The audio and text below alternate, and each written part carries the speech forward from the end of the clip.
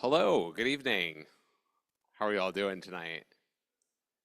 Good. I feel the energy in the room. 7 p.m. on a Monday night. Uh, well, good evening. I'm Dan Miller. I'm one of the post-secondary counselors here at Stevenson. Stevenson's in the back. We're the two post-secondary counselors. We'll get to our guest and our presentation shortly. Apologize for the delay. We're having some unexpected technical difficulties, but we seem to be all squared away. Okay, a couple of housekeeping notes. Welcome to those of you who are joining us on Zoom. We've got a good solid 40 of you in person. We're glad that there's some people that we could look at tonight. Thank you for being here. Thank you for joining us virtually.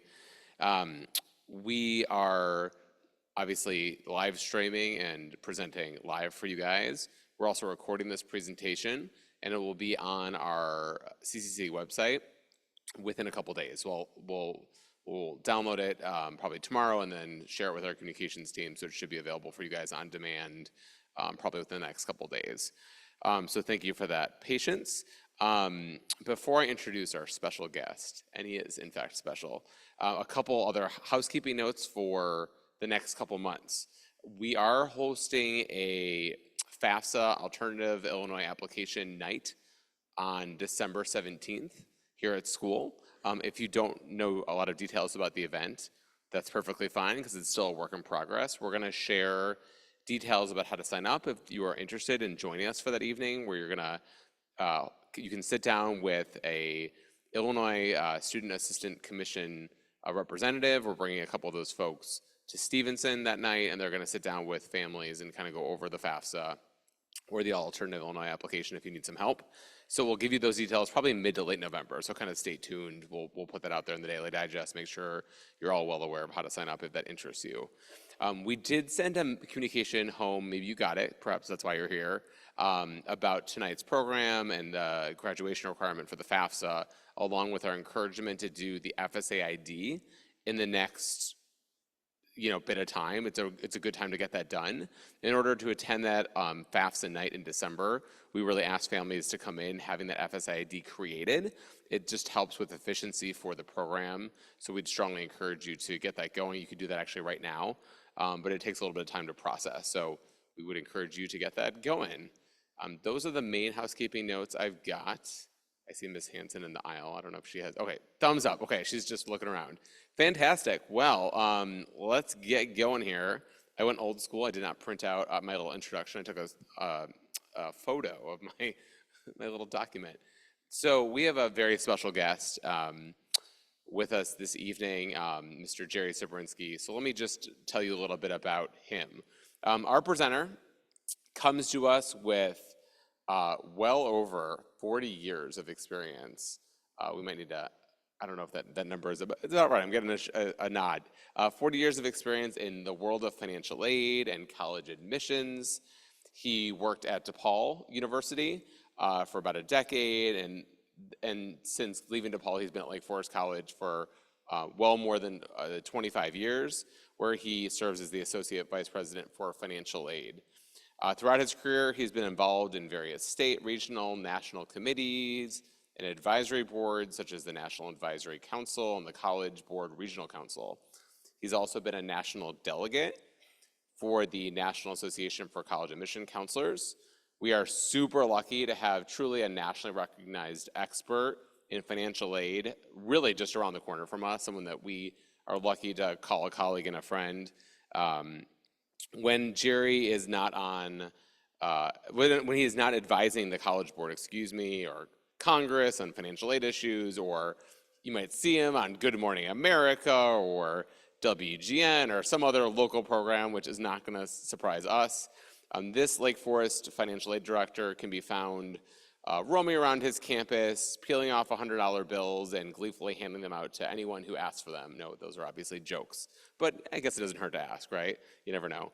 Okay, those are all obviously major jokes, but the truth is that, as you'll come to find if you've not heard Jerry speak recently or ever, he is so passionate about his job and our career and our profession, and he's dedicated to serving families like all of ours here at Stevenson and really throughout the whole area.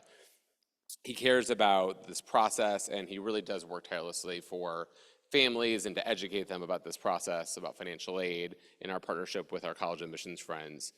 And what we consider to probably be his hallmark, and we have found this to be true time and time again, is that he never forgets who the student is, who that individual behind all of those figures are and all the demographics. And I think you're going to find tonight to him to be incredibly brilliant on in his world, but also just incredibly kind and committed to the work that we're all doing. So it is truly our pleasure for, I don't know how many times we're inviting back to the stage to present to you all tonight, Mr. Jerry Sabrinsky.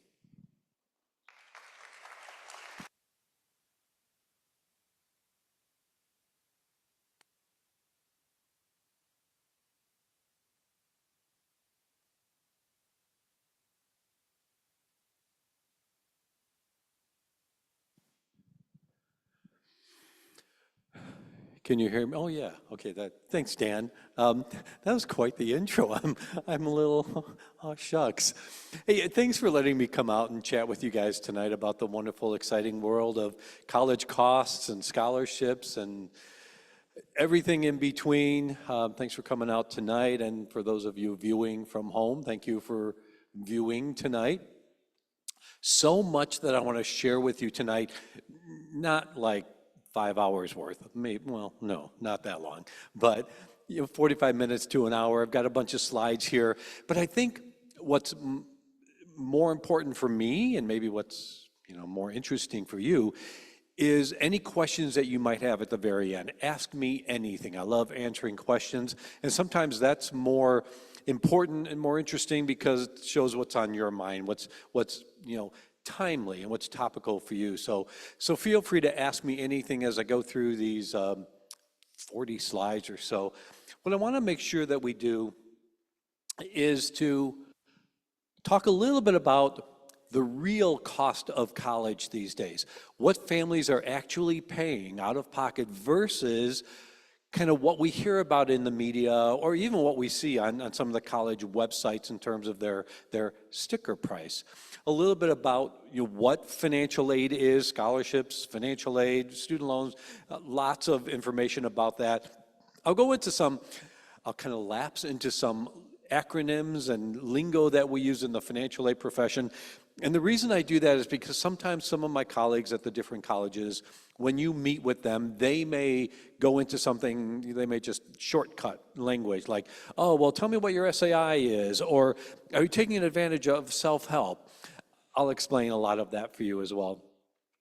The financial aid application, the scholarship application, kind of how to compare offers from schools, some of the deadlines, whether they're priority dates, and some of the drop-dead dates that are still out there for some of the colleges, and then where to find help. You've got some absolutely excellent, more than excellent help in Dana and Sarah at your fingertips here at Stevenson. The nice thing is that if they don't have an answer for you, they've got my cell phone number, they've got my email, they can always ask me. And again, as I mentioned earlier, whether you're interested in Lake Forest College, which is kind of what I represent, or not, I love answering questions. I love helping you get through the process as seamlessly as possible.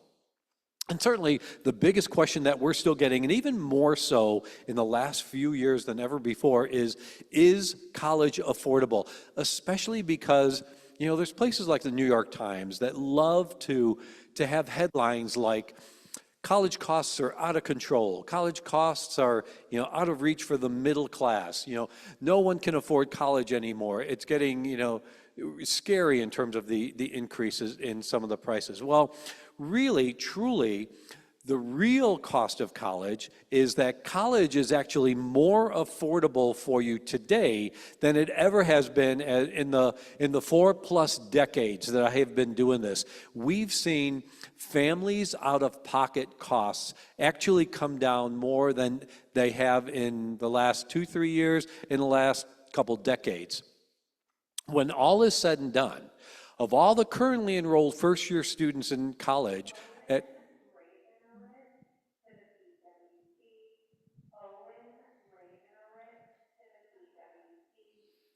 okay, we'll be right there. At every college across the country, 2-year, 4-year public, private.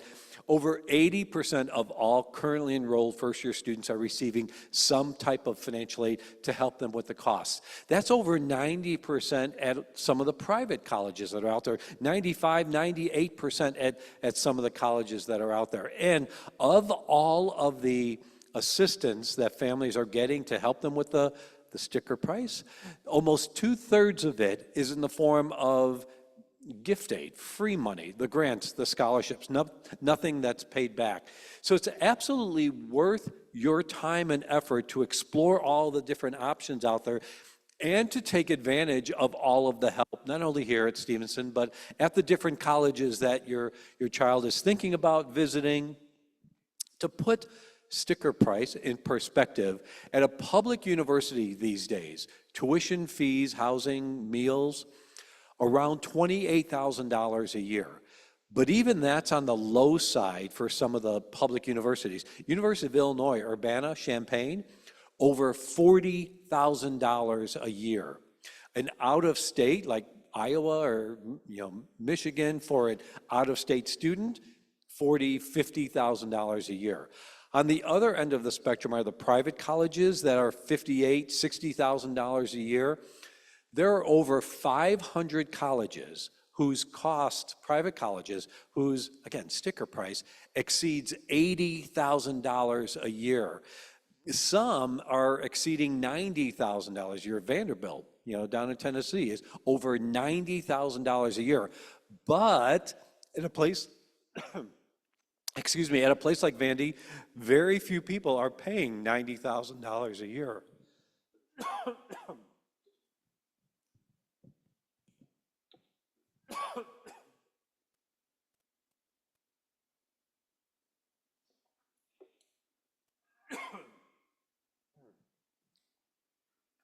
Allergies, I think. Even still, with the warm weather today, I swear, and I did not take any Benadryl or anything. I was going to, but I thought, no, that's going to dry me up. Well, that'll teach me. But looking at some of the colleges out there, 90% of them families are not paying the sticker price on the four-year public or the four-year private colleges that are out there. I love this website, and I show this website every time I talk to families, every time I do a presentation.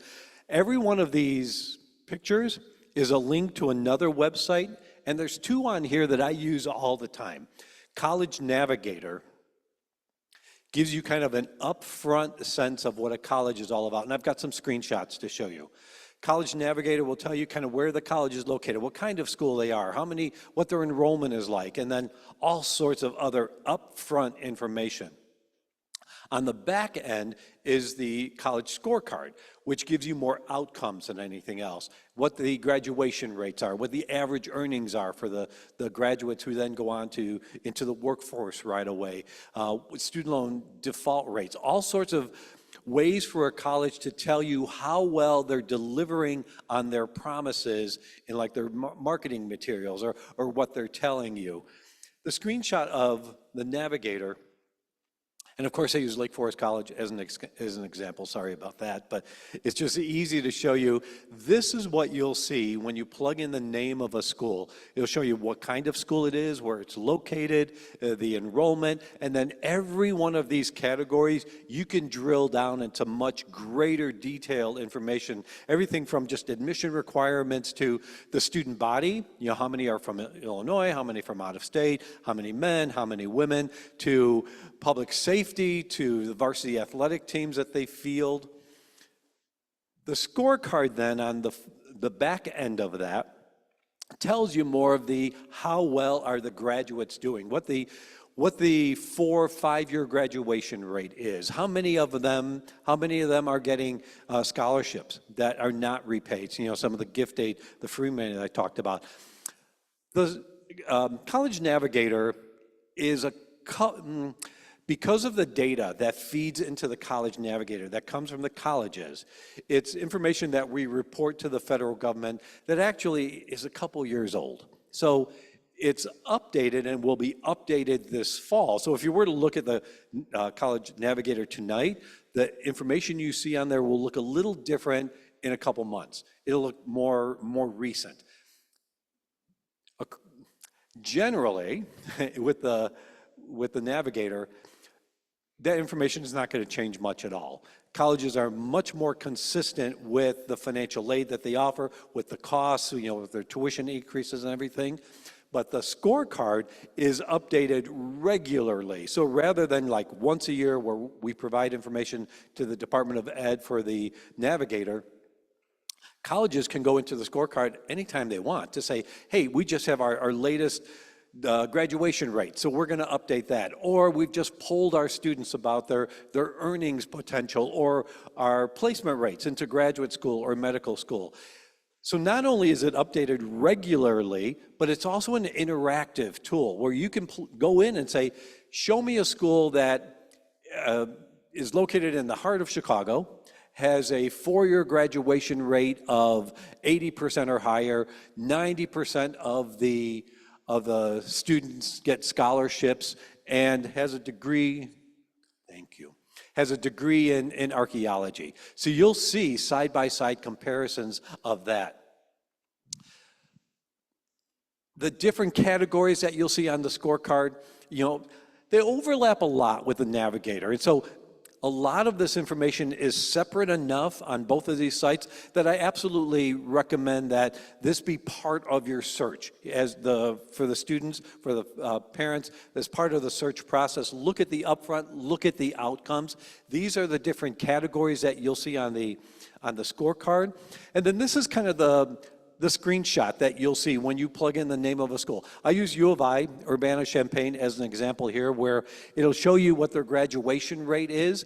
And right now, it's interesting, it's a 6-year graduation rate because of the pandemic. So students stopped out of school for a while. Some schools closed for a semester. Students went, part-time. In another year or so, it's going to go back to the standard 5-year graduation rate. But for right now, U of I has an 86% graduation rate. Their average annual cost is not the sticker price. So the definition that you'll see of annual cost is tuition, fees, housing, meals, minus just grants and scholarships, just the free money. So U of I, families aren't paying $40,000. They're paying on average $16,000. Median earnings for those students who get a job within a couple years after leaving undergrad, how much are they earning? $77,000, $78,000 at U of I. If this were a Lake Forest College example, the median earnings would be over $80,000, but I'm just saying, in case you were interested. The average annual cost is also known as kind of net price, but I like to call it net cost because it really is truly what your net cost might be at any particular college.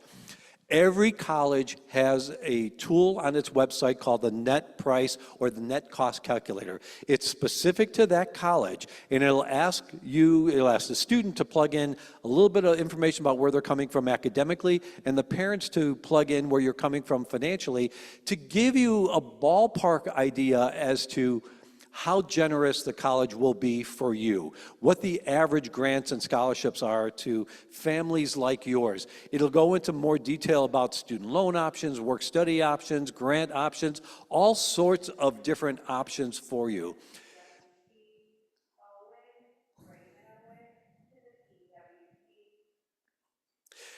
The net cost calculator comes in many shapes and sizes, some lots of bells and whistles, others pretty bare bones, but they all do the same thing. If you plug your information in at that particular college, it will tell you on average what you might expect to receive.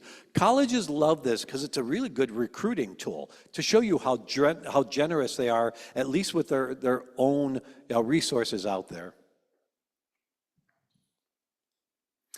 When we talk about financial aid, so then when we go into that, what are some of the options out there?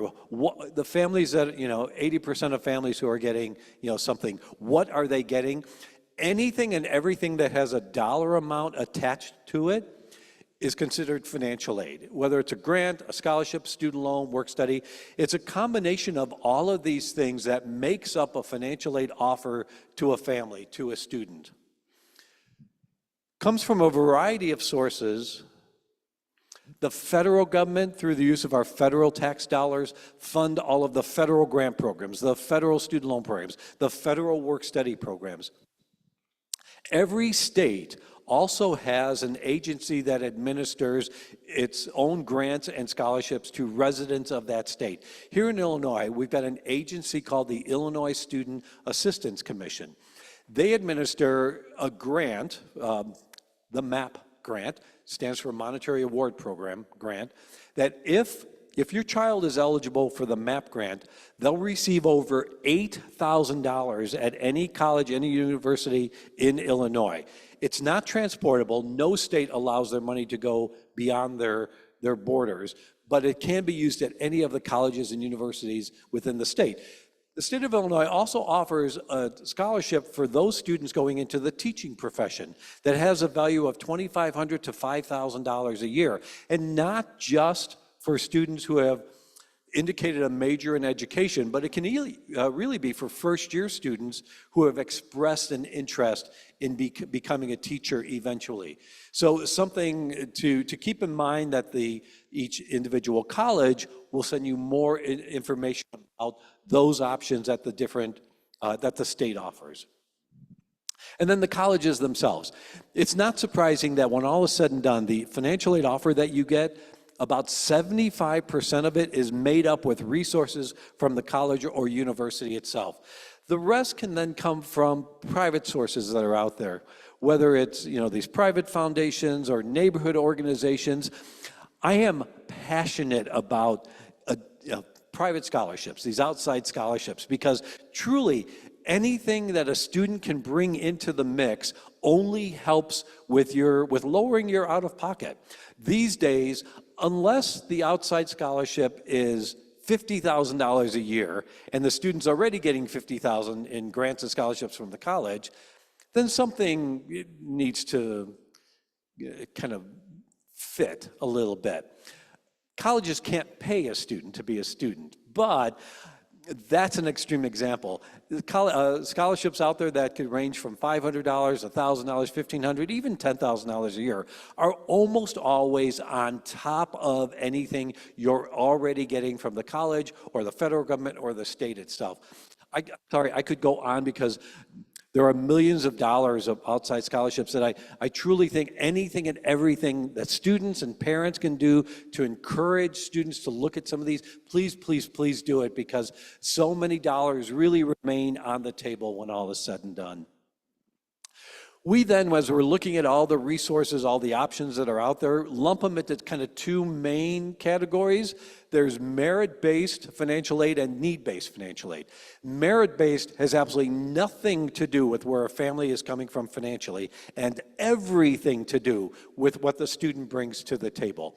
Kind of what their academics look like, what their other talents look like, what their admission application looks like, how well they interviewed with the admission counselor. At the moment in time that a college is deciding whether a student is admissible, they're also deciding if the student qualifies for any of their merit-based scholarships. And again, not just academic-based, but even in the last 5 years, I've seen the number of non-academic or talent scholarships increase tenfold, whether it's recognizing a student's talent in leadership abilities or social justice activities or green initiatives or the fine arts or athletics or writing abilities. So many other things that the student will automatically be considered for at the time of admission. When you get any and all of these merit-based scholarship answers back, if that's good enough for you to make that college affordable, you don't need to do anything else. You say, great, you don't need to explore anything else that's out there. But I would strongly encourage you to look at some of the other options. Earlier I showed, like at private colleges, 90% of students, 95 get some financial aid to help them. Of that 90%, 80% of the additional funding is need-based financial aid. So the need-based financial aid actually gets calculated from a couple different financial aid applications that are out there, and it piggybacks on the merit base. So it's just kind of adds to whatever scholarship the student has with additional grant, or there are some colleges out there that will give the student a $20,000 scholarship, but as a result of some of these financial aid applications, they'll increase it another $10,000 or even $20,000. Need-based financial aid comes from a variety of all those sources, the federal, the state, the colleges themselves, and can be the grants, the scholarships, the student loans, the work study. It's a combination of merit-based and need-based that makes up the financial aid offer that's given to a student. To be considered for a merit-based scholarship, as I mentioned, student just needs to apply for admission. We usually have enough information at that moment in time. Sometimes it's good for you to be proactive if a college has not indicated that the student has qualified for one of their merit-based scholarships, like a talent-based, that you really thought they had a shot at. It could be because we're missing something in the application, or maybe the student did not submit their application for the music scholarship on time, or maybe the college just had a limited number of music scholarships and they only offered it to the uber select in the application group. But really, it's a good question to ask the admission counselor to make sure the student is being considered for all of the merit-based, scholarships that the college has to offer. To be considered for anything more than that, there is a universal application called the FAFSA, the Free Application for Federal Student Aid. This collects some demographic and identifying information and some basic financial information from a family to create an index number of sorts. The index number is called Student Aid Index. So in case some colleges lapse into, your Student Aid Index is what, or it's also shortened to SAI, but it really is truly just an index number that tells us where on the continuum of all the students applying, the student falls in terms of, yes, being eligible for federal grants or not for the federal grants, but yes, for the MAP grant from the state, or maybe not for that, but something from the college itself. A quick overview of the FAFSA, and I've got some exciting screenshots to show with you tonight too. It's available December 1st. This should be the last year, so December 1st for the fall of 25. The FAFSA for years and years before this was available October 1st, opened October 1st. It got overhauled dramatically last year, which delayed its opening because they were testing it and there were bugs and it just wasn't working as well as it should have. So they delayed the opening of the FAFSA last year to December 31st. They're testing it now, these next few months, and they're going to roll it out gradually, but definitely no later than December 1st. The FAFSA will be available for any family who wants to complete it, again, for the fall of 25. It's available at fafsa.gov, and that's really the only site. You can get to it through studentaid.gov as well, but if you go to fafsa.gov, that'll take you directly to the home page of the FAFSA. It asks for student information and parent information. It's going to ask about income, and it's based upon income that the IRS has on file for you right at this moment in time or in December, which will be the 23 tax year, because that's the most recent tax year on file. It doesn't mean that financial aid offers are going to absolutely be based on the 23 income, and we'll talk about that in just a little bit, but it absolutely is required on the FAFSA. That's what it's going to refer to. And there's a really nice tool called the Direct Data Exchange that automatically brings the income information from the IRS site directly into the FAFSA. That has been tweaked over the years. That was one of the issues last year. Not that it wasn't working, maybe it was working too well, or there were some issues, but the Direct Data Exchange will automatically bring that information in, and you don't have a choice. And I'll show you that in just a little bit. Just as an aside, yeah, I have, like maybe many of us, I have some pet peeves. I have a lot of pet peeves. One of them, it has to do with acronyms, in my profession. So the Direct Data Exchange is DDX, even though exchange begins with an E. So why wouldn't it be called DDE? We actually went to a financial aid conference, and one of my colleagues asked the question, why isn't it not just DDE? That would make more sense. The Department of Ed's response was, DDX just sounds more robust, stronger, just more like transformer, so DDX. But to say DDE just does not roll off the tongue.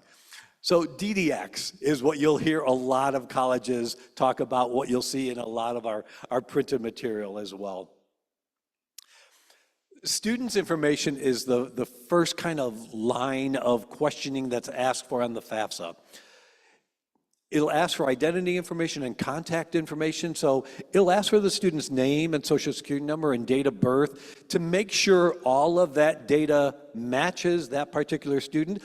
The FAFSA is really, really, really secure. So asking for this personal information, asking for income information, with all of the data breaches that we hear about almost daily now, knock wood, the FAFSA has never had a data breach, nor have they ever had identity theft happen as a result of it. So it will ask some of this information. It'll ask the contact information, telephone number, email address. If the students had income in the 2023 calendar year, it'll ask for that on the FAFSA as well. If they did not, that's absolutely fine. There's a question on there, an answer on there that says if the student didn't have any income, they didn't file a tax return, didn't need it. And unless the student's income is pretty high, like $10,000 a year or more, it gets protected enough for other expenses that it's as if they had zero income. So a student can make up to $10,000, but really that income does not come into play when calculating that index number. It'll ask for the college plans. The information on the FAFSA can be sent to up to 20 colleges simultaneously. So when the parents, when you guys are filling this out, you'll get to the section saying, to whom would you like us to send this information? Every college has a unique FAFSA code. It's a 6-digit code that's unique, especially to that campus. So for large systems like University of Wisconsin, Madison has a different FAFSA code than Whitewater, than Milwaukee. At Lake Forest, as an example, the FAFSA code is 001706. In case you wanted to jot that down, again, just as an example. But if you were to put 001706 on the FAFSA, that would allow us to draw, it would trigger a message to us saying, hey, there's a FAFSA out there from a family. They indicated Lake Forest College as the recipient. We would go out there and draw down that information electronically. That's what happens at every college out there. And then the student reviews it, and signs it. Parents, for you, very similar kinds of questions that are answered, your identity and contact information as well. Again, making sure that you are the parent and that the name you put on there belongs to the social security number, belongs to the date of birth, your contact information, your email address, your phone number, because the FAFSA won't necessarily use that information, but colleges will, the financial aid offices, and I'll talk about that in just a little bit as well. It'll ask you to kind of update your marital status. There's a question earlier where the student indicates the marital status of the parents. Parents, when it comes to the parent section, you'll confirm that or say, no, it's something different. State of legal residence, this is a one-size-fits-all application for every college, every university across the country, every student, undergrad, grad. So it asks for state of legal residence so that you, as an Illinois resident, can be considered for that MAP grant from Illinois.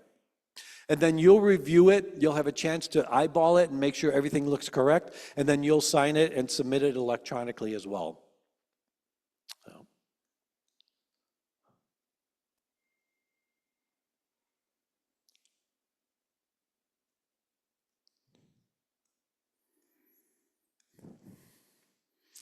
Sorry about that.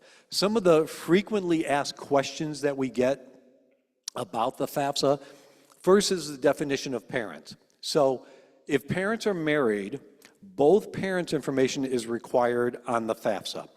If parents are divorced or separated, it's only the parent that the student lives with the most or has lived with the most over the last 12 months. That becomes the parent of record on the FAFSA. If that parent is still divorced or separated, has not remarried, it's just the one parent's information required on the FAFSA.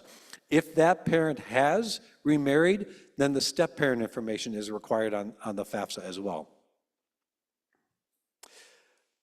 The FAFSA, the results, the index number I talked about, is more income-driven than anything else, but it still is required to ask about families' assets on the FAFSA.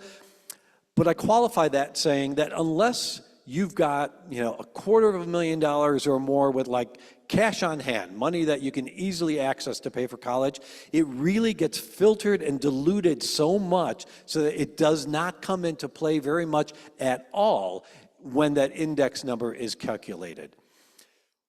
What it does ask you to include is anything you might have in savings or stocks or other real estate, not your home equity.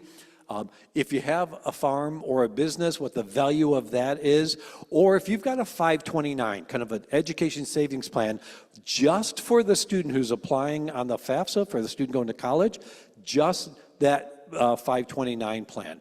If you've got multiple 529 plans, you do not list the value of for the younger kids or any of the other kids on there at all. And again, unless these total $200,000, $300,000, $400,000, it really doesn't matter. I do predict, if I had a crystal ball, I would tell you that probably the next overhaul of the FAFSA in another year or so is going to take away all the asset questions. It just will not come into play because when all is said and done, 95% of all the families out there do not have enough in assets to really affect the eligibility. What's absolutely not included on the FAFSA are anything to do with your home equity, anything to do with your retirement accounts, the 529 plans for other kids, any kind of life insurance policies or annuities. So really it's kind of the cash on hand, money that you could dip into to help pay for college. Anything that you have access to without penalty for early withdrawal is kind of the rule of thumb. And you're filling out one FAFSA per student. So if you've got multiple kids in college, it's student specific. So the FAFSA for that student is going to be that student's information plus the parent information. And now there's a tool that allows you to transfer the parent information from one FAFSA to the next if you're filling out a second or third or fourth FAFSA. To access the FAFSA, to even be able to log into it, the student and parent need a username and password. It's called the Federal Student Aid ID. It's called making an account at studentaid.gov. But really, it's just a username and password that you're creating for yourself to gain access to the FAFSA. Student needs one, and just one parent needs a separate one. They won't be the same because it asks for name, address, social security number. Even if parents are married, only one parent will use their FAFSA ID to go in and to plug all the information into the FAFSA. Creating one of these usernames and passwords can take a few days, can take up to 72 hours to be verified. Again, because of the security, it's making sure that name belongs to that social security number, to that date of birth. It's sending you one of those, check your text message for a 4-digit code, we get for everything as we log into everything else now. So it can take a little bit of time. Although the FAFSA doesn't open until December 1st, I can't see at home, but I can see how excited you are to do something tonight. This is something that you could create tonight and then just hold on to it until December 1. When you go to FAFSA.gov, this is the landing page. This is what you will see. You'll see a couple blue boxes on there. If you're starting this from scratch, you'll click on Start a New Form. You can plug some information in and then save it and then go back to it later. I don't think you'll need to do that because you'll see in these next few screenshots how pretty intuitive and user-friendly and how it flows really well. When it did work well, it worked really well. That's why I predict, again with the crystal ball, that 99% of the time for the next FAFSA, it's going to work really, really well. I bet it won't take you more than about 20, 30 minutes to get through from start to finish. So the student will log in first. They will put their information in there, and what they'll see are a series of screens, as you will see when you log in as a parent, that kind of guide you through the FAFSA, more of the short informational videos, this 2-minute video saying, what is a FAFSA and why do you have to do this? Whose information is required on the FAFSA? Parents are now called contributors, so why are you required to be a contributor, on the FAFSA? What to expect, how long, we think it might take to fill out, what kinds of questions will be asked, and then kind of what happens next. So after you fill out the FAFSA and it's good to go, it's been submitted, here's the next steps, where students get an email saying the FAFSA has been processed. Colleges send out emails, say, thank you, you listed us on there, so we received your FAFSA results. Here's what else we might need from you. So it gives you a sense of next steps more than anything else. When students log in, they will see this identity page. They cannot change their name or social security number or date of birth on here, but they do have the option at this point in time to edit this just for their phone number or email address if they wanted to change that or if it was wrong. This came directly from the student when they created their own username and password for the FAFSA. They still at this point can go in and change that and say, let me use a different email, or I put the wrong cell phone number on there. Student invites the parents to contribute to the FAFSA. So it's going to ask the student saying, tell me a little bit about your parents, if they're married, are divorced, separated. They then will plug in your information so that you get an invitation, an email invitation to be a contributor, to plug your information in later.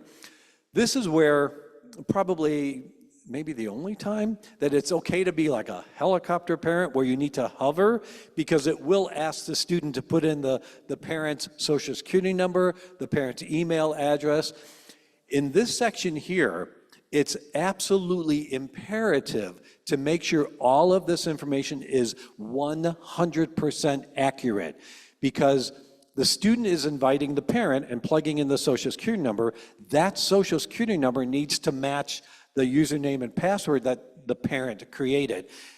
It's interesting too, this happens a lot on websites, and I'll show you this in just a second, but as we're plugging in our information, be very careful with spaces at the end of the name or email address or something like that. That was a common error that came in a lot of FAFSAs, and because there was that extra space, I do that all the time. When I'm logging in, it automatically populates it. It always adds a space to that, so I always have to backspace. So make sure that this information matches absolutely 100% correctly.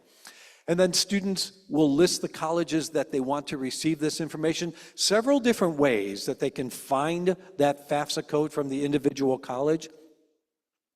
They can do a college search. It'll ask them to kind of plug in the name of the college or a partial name of the college or where the college might be located.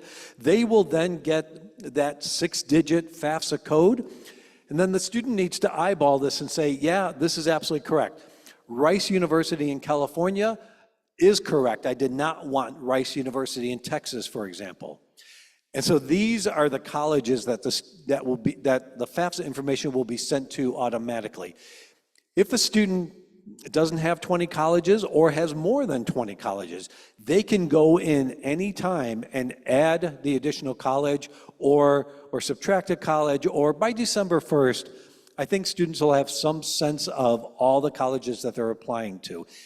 They do not need to apply for admission to any of the colleges they list on the FAFSA. So some colleges may not have an admission deadline until January or February. Still list them on the FAFSA at this point in time. Although quite honestly, it is really easy enough to list additional colleges later. And then students will get a chance to review what they put in, and they'll see this little checkbox at the bottom. They'll sign it and submit it, and they will get a confirmation page saying your section is complete. The key word here is you're almost there. It's like, congratulations, you're halfway there. You can do it, but you're not quite there. The parent section needs to be complete before the FAFSA itself is considered complete and the information sent to the colleges. So parents, you will get an email invitation to be a contributor, as a result of what the student put in the student section. The best way for you to start the FAFSA is to look at the link, that kind of lower left-hand side. Your email may not look exactly like this, but there will be a link in the email saying you've been invited as a contributor. Click on this link. You will then get to this page and you will say, yes, I want to get started. You do have the option of declining the invitation if for some reason you wanted to, but please don't, because if you decline the invitation, everything stops. Like everything is DOA. It's like you won't be considered for any kind of federal or state grants or scholarships or anything from the college itself. So parents, you'll log in with your username and password. And this is one of the first screens that you'll see. It'll say, in order to process the FAFSA, we need to bring in the information from the IRS site through the use of that direct data exchange. You must say, yes, I provide my consent to do that.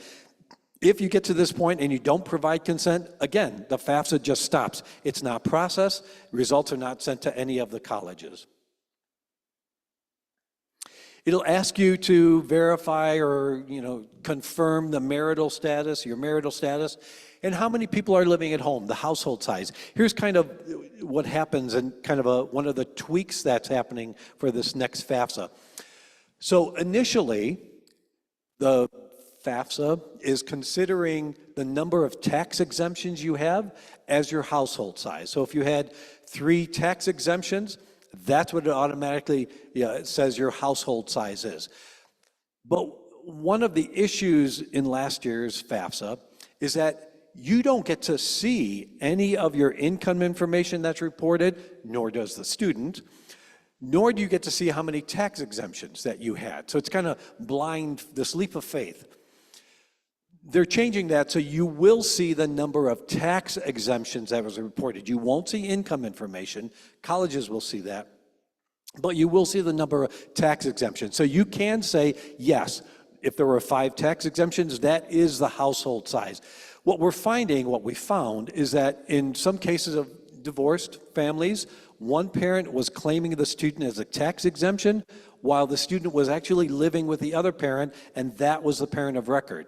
So parents, you can go in and say, no, since the 23 tax return, we've updated our family size, or we've added another family member, and you'll be able to override it here. You'll also be asked to indicate how many students you have in college during the upcoming school year.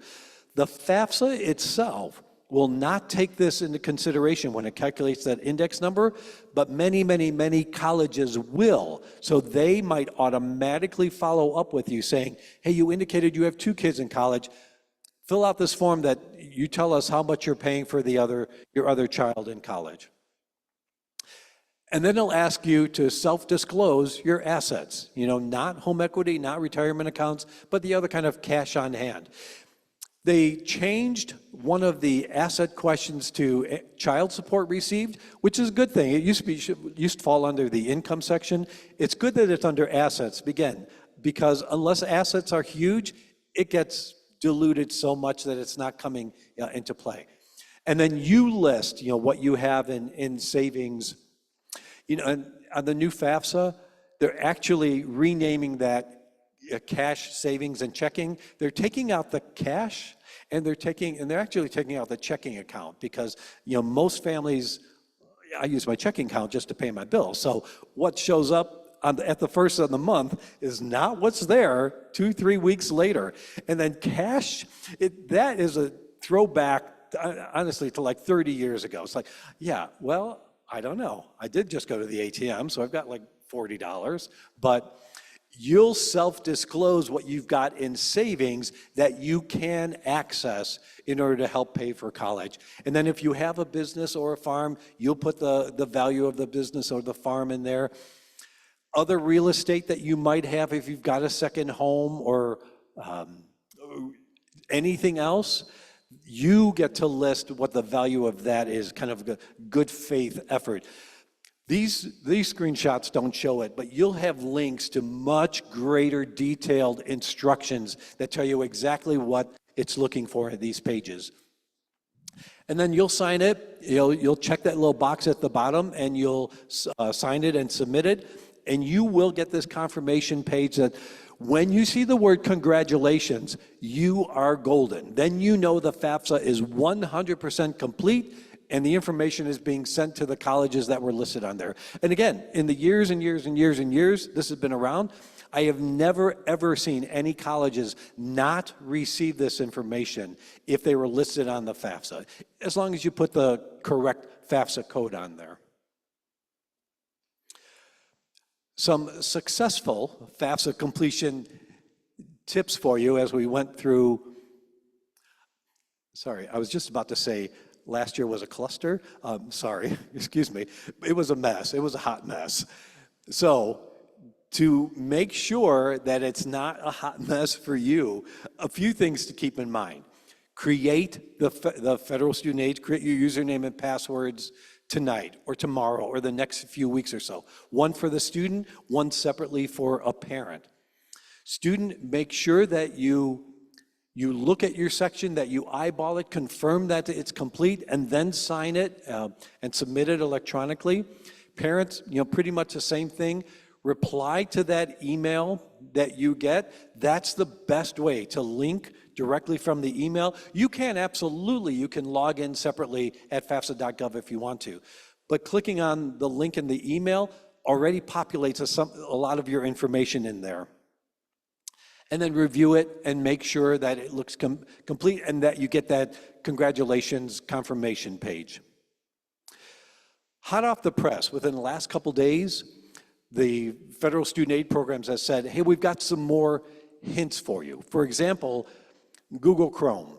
That's pretty much the only browser to use to make sure you don't run into any problems at all. So if there's any way at all that you can use Google Chrome, use Google Chrome. It works a little bit on Firefox. It doesn't work at all on Explorer. We've run into some browsers there, or if you have an Apple, I don't have Apple, but I think it's Safari, I think it's called. Please use Google Chrome. Using a tablet device, use your laptop, use your desktop. Using a tablet won't work. It'll cause some interaction issues there. The preferred view is the desktop version. So anything that you can do, desktop, laptop, same thing. And then don't use autocomplete in any of the sections there. Even if it's autocomplete and it looks correct, do not use autocomplete like we do on I do on all of my websites. My name, my address, all that kind of stuff. Start from scratch on every question that it asks you to put in your email address or your contact information. The FAFSA, as you'll see, is very cut and dry. It does not allow you to color outside the lines or stream of consciousness.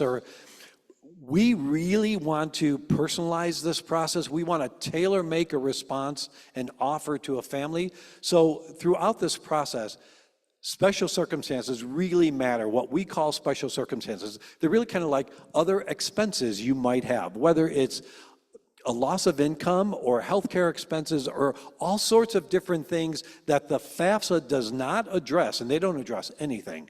We try to find out from a family, not that we're being nosy or intrusive or anything, but we really want to find out what else is happening to your family that is affecting your cash flow, your ability to pay for college.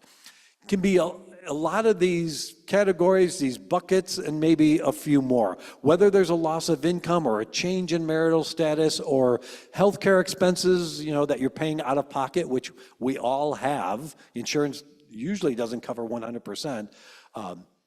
or one-time, emergency home repairs, or we're going to see. I mean, we've already gotten guidance from Hurricane Helene, down in the southeast, where a lot of those families, if they're filling out a FAFSA, they have got some issues. They have got some emergency home repairs that they can include, and that colleges will reach out to families down there saying, tell us about any damage you had so we can take that into account. There's a couple ways that we can gather this information from the family. There's a common a supplemental financial aid application called the CSS, Financial Aid Profile. There are approximately 500 colleges that use the profile. If a college is not on the list of approved profile colleges, and I'll show you that in a second, then they don't use it. That's not what you want to fill out. So if they don't use the profile, they'll have their own application for financial aid, or more likely, most likely, standalone forms. So if you were to call a college and saying, we experienced a loss of income, what looked one way on our 23 tax return is not going to be the same in 24 or in 25. Colleges may ask you to fill out the income change form, or if you've got healthcare expenses, they'll ask you to fill out the healthcare expense form, or dependent care, or, a lot of colleges have a catch-all form that says, tell us anything else, like bankruptcy or tax payments that you're making, or all sorts of different things, or other kids in college. Tell us a little bit about how much you're paying for other students that you have in college. This is the CSS Financial Aid Profile landing page. This is what you'll see. Two things on here, and you'll get this link to where you'd find it on all the materials that Stevenson has for you. But there's a link at the lower left-hand. I show this because if you click on that link, that will tell you what colleges either absolutely require the profile or encourage you to fill this out. And if you're looking at several different colleges and they're all on this, filling out one profile will get the same information sent to several different colleges. Again, if a college is not on that list, then they do not have the ability to download that information from the CSS profile. So you will have to get your information to them some other way. What's happening behind the scenes, kind of what drives us in a financial aid office, is that this truly is a partnership, that we're doing everything that we possibly can to make any particular college as affordable as possible. But parents and students, we're looking at you as the primary partners in this, hoping that you'll do what you can do, what you reasonably can be expected to do, and not necessarily, there's a difference between willingness to pay and ability to pay. So we're looking at a family's ability to help pay for some of the college costs. But we're not trying to make judgment calls. We're not trying to perform a cash flow analysis or anything like that. We are driven by a lot of the federal formulas that we have to use. But there's a lot of gray area there too, which is why I talk about those special circumstances. Before we make an offer, a financial aid offer to a family, we want to know as much as we possibly can, so that when we tell you this is what we think you can, your ability to pay, that you look at that and say, yeah, you're right. Yeah, it might be a little bit of a stretch, but that might be a reasonable number. I can't tell you enough about special circumstances. I mean, every college they'll be very proactive, and they will send you out email after email about if there's anything else going on in your life, let us know so we can take that into consideration. Communication is vital. We want to make sure that we're all on the same page. I talked about some of those deadlines. We want to make sure that you're doing everything you need to do when you need to do it, so that you are being considered for everything and anything out there that falls under the umbrella of financial aid. A good question to ask colleges throughout the search process is, how specifically will you as a parent be kept in the communication flow, in the loop of what needs to be done? Because there are some colleges, a minority of them, but some colleges that will only communicate with the student, and their primary communication is email. So whether the student checks their email as religiously as we adults check ours, make sure that you ask the college, how will you as a parent be kept in the loop? Some colleges will say, automatically we will include the parent on the communication flow of everything that goes out, which is why we ask for, on the admission application and the financial aid applications, a parent's email address. Again, that's the primary means out there, but cell phone numbers are being used a whole lot more for texting, especially for time-sensitive deadlines that are out there. Just a real quick text from a college that says, hey, we haven't received your FAFSA, tomorrow's the deadline, please get on it, or please call us, or please check your email for more information. I had a conversation with a family, and I know I've told this story before, but had a conversation with a family in my office who asked the question, well, about the communication flow and being kept in the loop. And I said, at least at Lake Forest, we automatically carbon copy the parent on every communication that comes out of our office. And the student was like, carbon copy? What the? Like, the CC colon that we see everywhere, we automatically do it. Many colleges will automatically carbon copy a parent, but please ask them to make sure you're not missing out on anything. We're creating a financial aid offer called a financial aid award letter, financial aid announcement. It's called lots of different things, but it really is a combination of everything out there that we possibly know of. Any and all of the merit-based scholarships, any and all of the need-based grants and student loans and work study. If by the time we send this out, you've gotten an outside scholarship, we'll fold that into the mix as well. So it's a combination of all of these programs out there that make up the financial aid offer. It can be different from school to school for a variety of reasons. Cosmetically, the award letter might look different from school to school, and many of them do. There's a proposal, and I've got a couple screenshots for a common financial aid award letter, and I'll show you that in just a minute. The cost of attendance, a school that costs half as much as Northwestern, for example, may give you half as much as Northwestern gave you. Or the institutional philosophy, any given year, some colleges might really need music students. They need more students in their first year class because they had so many seniors graduate. So they may have more music scholarships than they ever had before.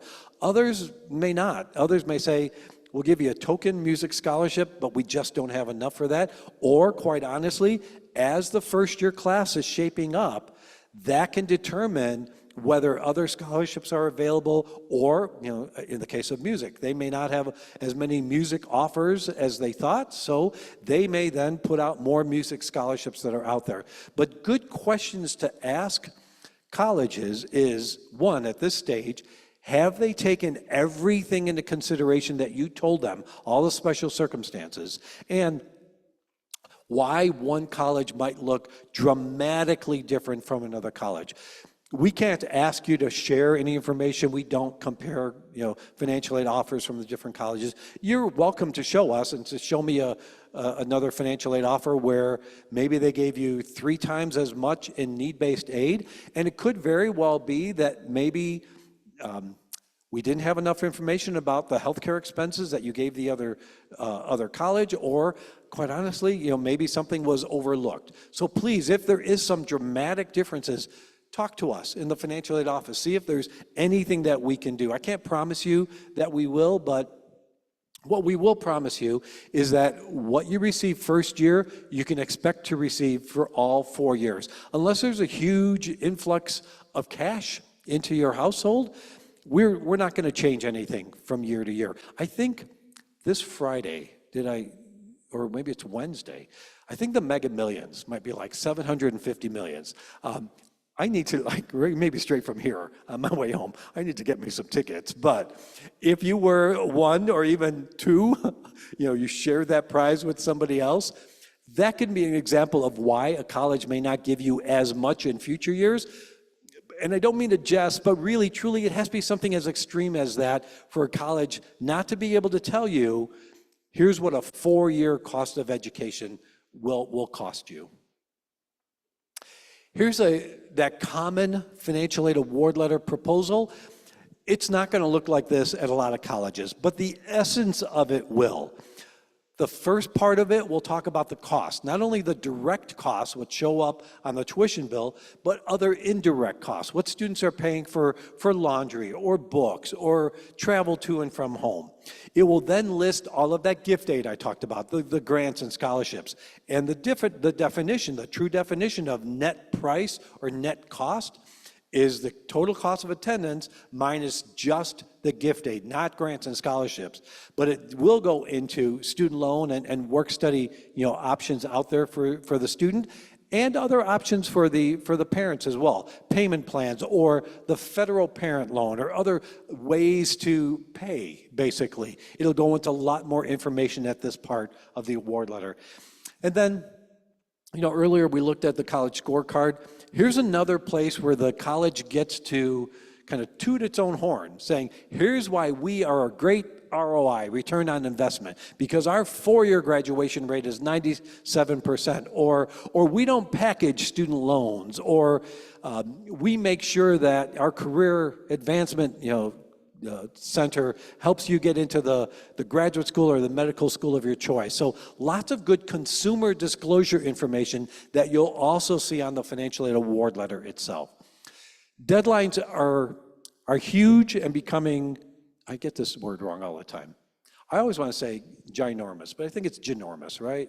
Or is it ginormous? And they're huge. I mean, truly essential to pay attention to. All the synonyms I can use. Please make sure that you're looking at all the different colleges and looking at what their priority dates are versus their drop dead dates. So making sure that you're doing everything you need to do for that particular college, not only for admission, but for financial aid or supplemental information that you're providing to a college. If you said you had some healthcare expenses and a college says, okay, tell me a little bit more, make sure you get that little bit more information to them by the time they need it. Or even the outside scholarships too. Lots of places that can get help. Here at Stevenson, again, I can't sing their accolades more than I can.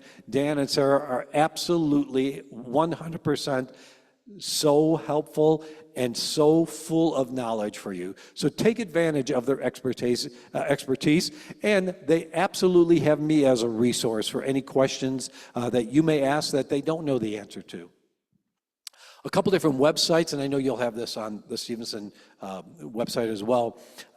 Federal Student Aid has their own YouTube channel, so one of the things you can look at is that 2-minute video when you create your username and password, your FSA, Federal Student Aid ID, get a sense of kind of what they're going to ask for it out there.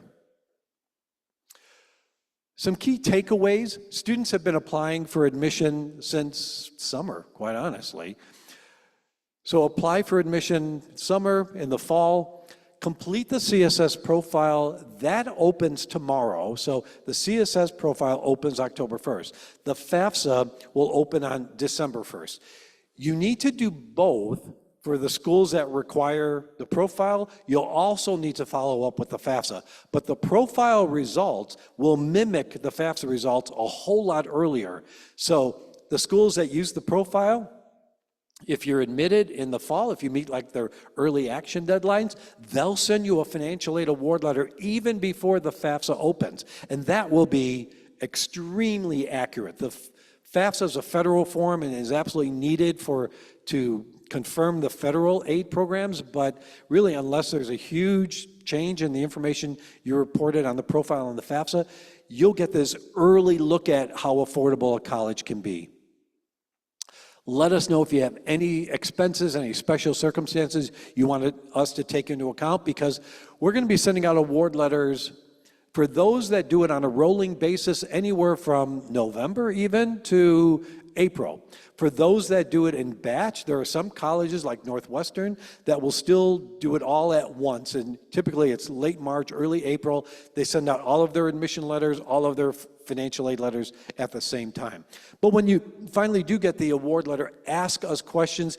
Come back to any of the campuses for admitted student days where you have a lot more chance to sit in on a class, to ask, go attend a student panel, a parent panel, meet with faculty, meet with admissions, financial aid people. We want to make sure that all of your questions are answered, because ultimately we want you to enroll in that particular college. If we've admitted a student, we want them there. That's just the nature of it. And so we want to make it as affordable as possible for you. The one drop-dead date that still exists is May 1st, the national candidate reply date. Many colleges still adhere to May 1, saying, that seems so far in the future, but by May 1, their class is closed. So students need to accept offers of admission. They need to accept offers of financial aid no later than May 1. Absolutely, students can commit well before then. We love when they do. But if they're starting the process later, or they're waiting to hear from a bunch of different schools, you must let colleges know. So many colleges closed their first year class on May 1st and said, we haven't heard from you, so we'll put you on a waiting list, or we'll defer you to the spring semester. I've talked a lot, and I wanted to make sure I got a lot of information in there, and I want to be cognizant of your time. It's only 8:15. Oh, we have until what, 10 o'clock? We got to be out of here? Yeah, okay. Again, so many places that you can get help. So many resources that are out there. Feel free, absolutely, to ask the different colleges, to look at some of the different websites that are out there. That said, did I dazzle you? Did I answer all the questions? I think we do have a couple minutes. If you have any questions, any kind of general questions, I think, are you going to act like take the microphone out there? And I have a couple in the back as Mr. Miller gets ready. A couple of reminders, so that we got a lot of the questions on Zoom. The FAFSA should be only for seniors right now. The juniors, this was a great session to learn about, but you should not be completing the FAFSA. The seniors should be completing the 25-26 FAFSA. That's the year you're in school. It's an annual form that you complete every year and a year in advance. Juniors, we hope your FAFSA will open up in October and we'll go back to a normal deadline. The FAFSA is for students who are U.S. citizens or permanent residents or green card holders that are applicable, and you can go onto the FAFSA website to see if you are not a U.S. citizen or permanent resident who is considered a non-eligible citizen. Typically, it's for students that are here because of refugee, asylum seeking, kind of some more unique circumstances. It's not for families that are here on a work visa. I think I hit most of the points that I wanted to hit. Oh, and I do have a question on here. Somebody had asked, Jerry, you stated retirement funds not needed for FAFSA. What if you have a CD and you will be penalized for early withdrawal? Do you have to claim it on the FAFSA? So the question is, using a CD where it's got restrictions as to when you can access it, if it's not a retirement account, if it's not in a bona fide retirement account, if it's just in a 6-month CD where you could draw from it earlier, I would be very careful with that, because you do have access to that. And it's only the bona fide retirement accounts that are not listed. But anything else that you could have access to, even if there's not a severe penalty for early withdrawal, but even a small penalty, it's still used as an asset on the FAFSA, unfortunately. Okay, anybody here in the room that has a question? I'm gonna play Phil Donahue and run to you, okay? I have a question. I heard that if a student earns private scholarships, then colleges kind of subtract, like what they would have given the aid to the student, the scholarship is subtracted. So I just wanted to know, is that true? And I know that you have to go through a lot, to get the scholarship. Right. And then I heard that colleges subtract that scholarship that the student earned from the offer that they would have given. Yeah, so the question is about some of these outside scholarships that students bring into the mix. Will colleges ever reduce anything that they've given to the student? 98% of the time, no, they won't. So it's not true that they will. The only colleges that could possibly reduce it might be those colleges that have been so generous in their offer that something needs to give. Because some colleges will meet what's called meeting need 100%. Many colleges do not meet need. So they may say, based on your FAFSA results, we know you need 50,000, but we only have enough resources to give you 45,000. So if there's something like a gap there between calculated need, they'll let outside scholarships fill that up. But I'll tell you what, to be honest, some of the colleges like Chicago or Cornell or Northwestern, they'll meet need 100%. And so if they do, and the scholarship rule of thumb is if the scholarship is more than about $5,000, then it could start to impact the offer. But if these $500, $1,000, $1,500 scholarships are coming in, you're fine. So sorry to make that short answer even longer. Good question. Other requests. I saw a couple other hands. Yeah. So you get offer letters, and one is better than the other, and you want to go to the other school. What do? Can you go to the other school and say, hey, I could go here? Yeah, so when you start to receive offers and you compare it, and some are a little bit more generous than others. The word, so financial aid offices don't like the word negotiate. It's just not a great word. But absolutely, as educated consumers that we are, and I'll tell you what, I do more flea market shopping than I've ever done before in my life. I just spent all day Sunday at the Elkhorn Flea Market up in Wisconsin, and there was not one vendor where I didn't go up to him and say, would you take $20 for this, even though the price tag is $30? Or I won't do that. I don't do that like if the price is under $10.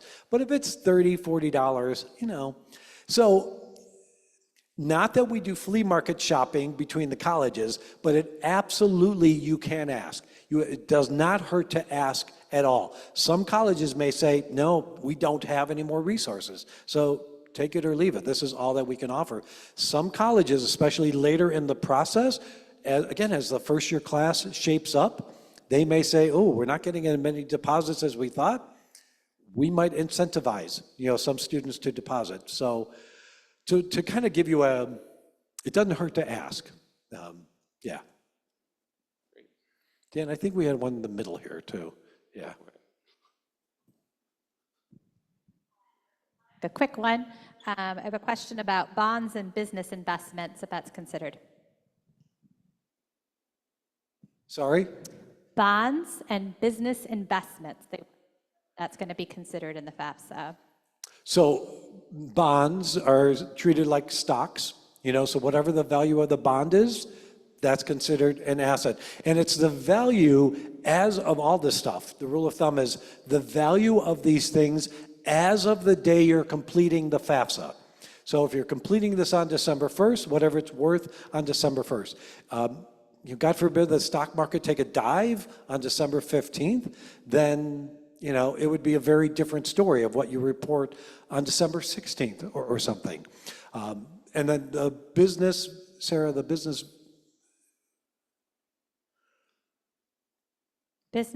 investments is all they said. Okay, so pretty much anything like that, whether it's the bonds, stocks and bonds treated the same way, the value of the business, if there's an amount owed on the business, here's another rule of thumb for a business.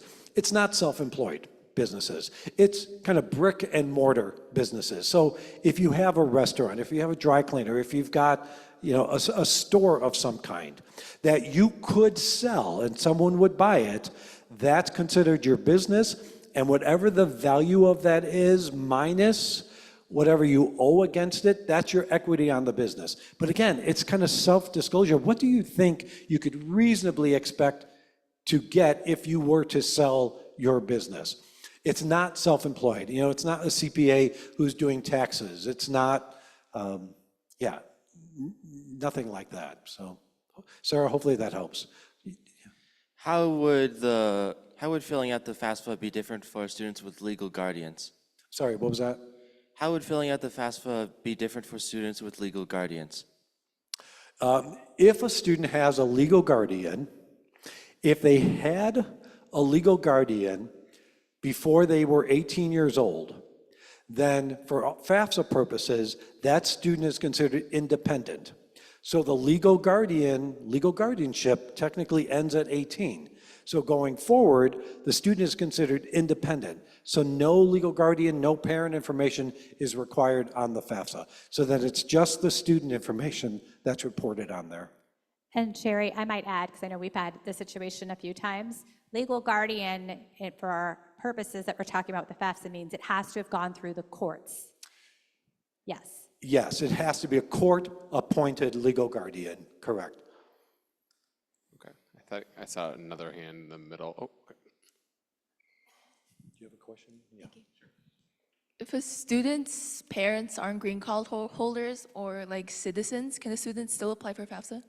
Yes. So if the student's parents are not legal residents, or if the parents are around, parent information is required on all the applications, on the profile and the FAFSA. So yes, short answer, yes. Dan, we have a question up here at the front. I would throw you my mic, but I know, right? Expensive, don't do that, Chair.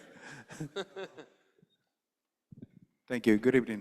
So if I want to use 529, I never use it, but I can start now.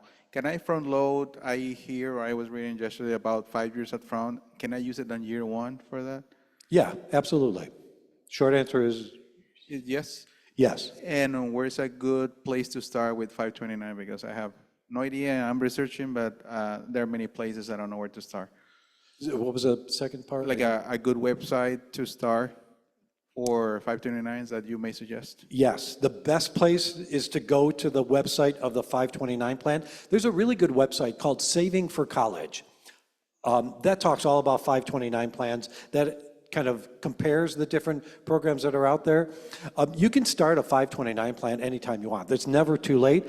And I'll tell you what, I just helped a colleague, friend of mine, kind of put money into the Bright Start program for her now 1-year-old grandson. So even a 529 takes 1 year to mature. So if you don't have one, you can start one now, as long as you have at least 1 year before you can use it. I might also suggest going to the Illinois Treasurer's Office. Michael Frericks. I can never say his last name. How do you Yeah, pronounce it? Frerick. Frerick. He has some really good information, his site Yeah. that I've seen just personally. So it might be, there might be some recommendations and some resources as well. Yeah. Maybe one more question. Or Ms. Hanson's got one in the back from Zoom. Oh, there, I'm working again. Okay. I think I understand what this person is saying.